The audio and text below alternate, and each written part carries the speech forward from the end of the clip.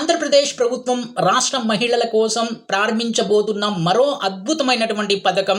ఈ పథకం ద్వారా రాష్ట్ర మహిళలకు 2.5 లక్షల రూపాయల బ్యాంకు లోన్తో పాటుగా ఇంటి వద్దనే ఉద్యోగం కల్పించడం జరుగుతుంది.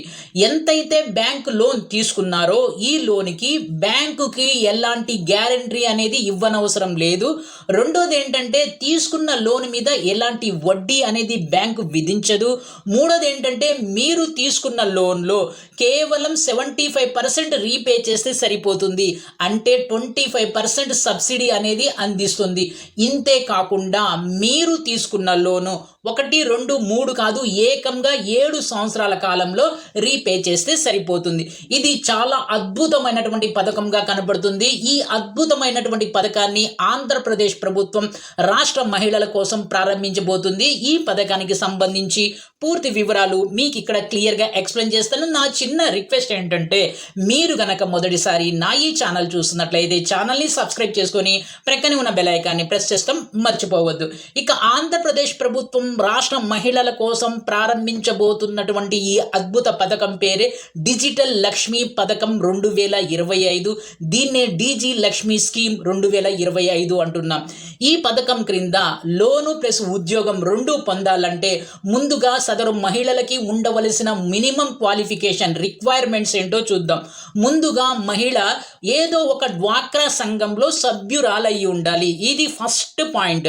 ఒకటి, ఆ మహిళ ఎవరైతే ఉన్నారో ఆ మహిళ ఏదో ఒక డ్వాక్రా సంఘంలో సభ్యురాలయ్యి ఉండాలి.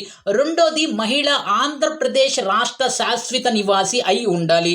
మూడోది, డ్వాక్రా సంఘంలో గత 3 సంవత్సరాల నుంచి సభ్యురాలయ్యి ఉండాలి.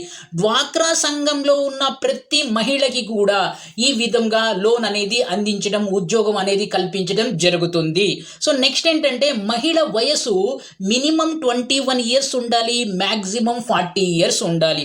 నెక్స్ట్ ఏంటంటే చాలా ఇంపార్టెంట్ పాయింట్, మహిళకి ఖచ్చితంగా వివాహం అయి ఉండాలి. మహిళకి ఖచ్చితంగా వివాహం అయి ఉండాలి. సదరు మహిళ ఖచ్చితంగా డిగ్రీ అనేది పూర్తి చేసి ఉండాలి. ఆ డిగ్రీ అనేది ట్రెడిషనల్ డిగ్రీస్ కావచ్చు, లైక్ BA, BCom, BSc కావచ్చు, లేకపోతే బీటెక్, BCA కావచ్చు. ఏదైనా ఒక డిగ్రీ అనేది కంప్లీట్ చేసి ఉండాలి. సో అంతేకాకుండా మీకు కంప్యూటర్ నాలెడ్జ్ అనేది వచ్చి ఉండాలి. అంటే బేసిక్ నాలెడ్జ్, అంటే టైపింగ్, బ్రౌజింగ్, ప్రింటింగ్, ఇవి బేసిక్ నాలెడ్జ్ వచ్చి ఉండాలి. దీంతో పాటు మీకు ఒక యాక్టివ్ మొబైల్ అనేది ఉండాలి. ఇవి మినిమం డాక్యుమెంట్స్. దీంతో పాటుగా మళ్ళీ అప్లై చేసేటప్పుడు మీకు కావలసినటువంటి డాక్యుమెంట్స్ ఏంటంటే మీకు వైట్ రేషన్ కార్డు ఉండాలి. మీ యొక్క ఇన్కమ్ అనేది 1,30,000 వరకు ఉండాలి. 1,30,000 నుంచి 1,50,000 వరకు ఉండాలి. నెక్స్ట్ ఏంటంటే మీకు వైట్ రేషన్ కార్డు ఉండాలి, ఆధార్ కార్డు ఉండాలి. అంతేకాకుండా మీకు పర్సనల్గా ఇండివిజువల్గా ఒక బ్యాంక్ అకౌంట్ ఉండాలి.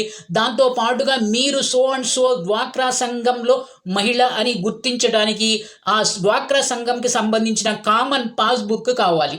ఇవి దీంతో పాటుగా మహిళలారా ఇంకో పాయింట్ చెప్పడం మర్చిపోయాను, మీ యొక్క రీసెంట్ 2 పాస్పోర్ట్ సైజ్ ఫొటోస్ కావాలి. ఇవి సెట్ ఆఫ్ కంప్లీటెడ్ డాక్యుమెంట్స్. దీంతో పాటుగా మీ డిగ్రీ సర్టిఫికేట్స్, మీ 10th క్లాస్ సర్టిఫికేట్ అనేది కావాలి.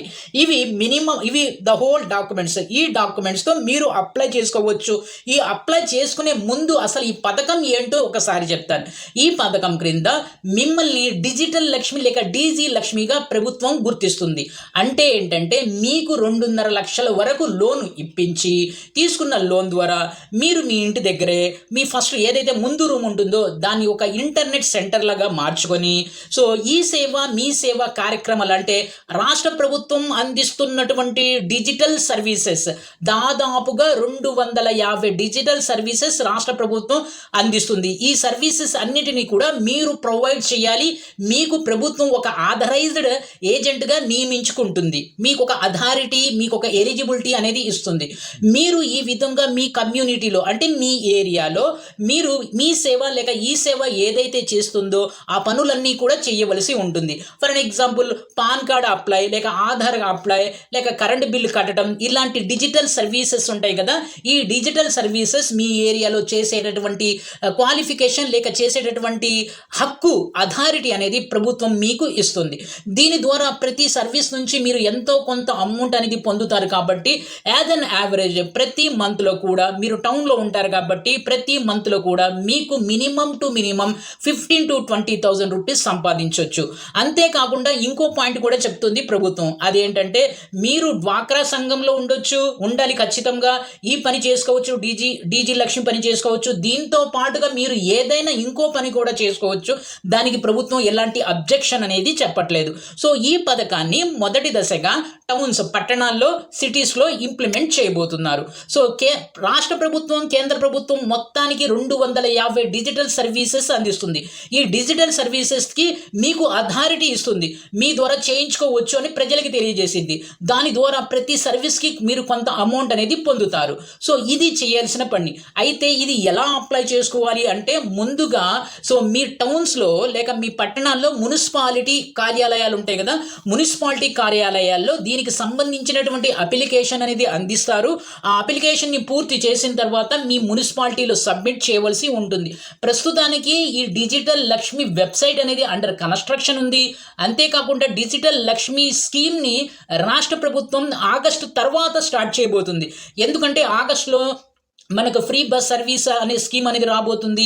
అంతేకాకుండా ఆటో అన్నలకి ఫైనాన్షియల్ సపోర్ట్ కూడా రాబోతుంది. సో ఈ అన్ని ఆర్థిక భారం రాష్ట్ర ప్రభుత్వం మీద పడుతుంది కాబట్టి కొంత టైం తీసుకొని ఆగస్టు తర్వాత సెప్టెంబర్, అక్టోబర్లో ఈ పథకాన్ని లాంచ్ చేయబోతుంది. అయితే ఖచ్చితంగా ఈ పథకం అనేది రాబోతుంది. కాబట్టి రాష్ట్ర మహిళలారా, ఈ పథకానికి సంబంధించినటువంటి రిక్వైర్డ్ సెట్ ఆఫ్ డాక్యుమెంట్స్ చెప్పాను కదా, ఈ డాక్యుమెంట్స్ అన్నిటిని కూడా మీరు రెడీ చేసి పెట్టుకోండి. ఒకసారి పథకం అనేది లాంచ్ అయిన తర్వాత ఇనీషియల్గా ప్రభుత్వం ఏం చేసిద్దంటే ఒక వెబ్సైట్ని అనేది స్టార్ట్ చేసిద్ది. ఆ వెబ్సైట్ ద్వారా కూడా మనం అప్లై చేసుకోవచ్చు. ప్రస్తుతానికి రాష్ట్ర ప్రభుత్వం ఏమంటుందంటే మీ మున్సిపాలిటీలోకి వెళ్ళి ఎక్కడెక్కడ ఏ ఏరియాలో ఈ డిజి లక్ష్మి లేక డిజిటల్ లక్ష్మి అధికృత సెంటర్ అంటే ఆథరైజ్డ్ సెంటర్స్ ఆ సిటీలో, ఆ టౌన్లో అవసరం ఉన్నాయో వాళ్ళ దగ్గర ఇన్ఫర్మేషన్ ఉంటుంది. ఫర్ ఎగ్జాంపుల్ మీరు ఏలూరు లాంటి సిటీలో ఉన్నారనుకోండి, ఏలూరులో మీరు మీ మున్సిపాలిటీకి వెళ్ళి లేక మీ కార్పొరేషన్ ఆఫీస్కి వెళ్ళి అక్కడ మీరు అడిగినట్లయితే మీకేం చెప్తారంటే ఫలానా ఏరియాలో డిజిటల్ లక్ష్మి సెంటర్స్ ఇంప్లిమెంట్ చేయబోతుంది కేంద్రం అని చెప్తారు. దాని ప్రకారం మీరు ఆ ఏరియాలో నివాసం ఉండాలి. అంటే మీరు మొత్తం ఏలూరులో నివాసం కాదు, ఆ పర్టికులర్ సెంటర్లో అంటే ఎక్కడైతే ఈ డిజి లక్ష్మి సెంటర్ని ప్రారంభించబోతుందో ఆ సెంటర్కి దగ్గరలో మీరు నివసిస్తూ ఉండాలి. అంతేకాకుండా ఆ సెంటర్కి దగ్గరలో మీరు మీ యొక్క కమ్యూనిటీ అంటే డ్వాక్రా సంఘం ఉండాలి. సో కాబట్టి మీ సిటీలో ఎక్కడెక్కడ డీజీ లక్ష్మి స్కీమ్, ఈ సోకాల్డ్ స్కీమ్ని సెంటర్స్ ప్రభుత్వం ఏర్పాటు చేయబోతుందో ముందు అది కనుక్కోండి. ముందు 2 చేయండి.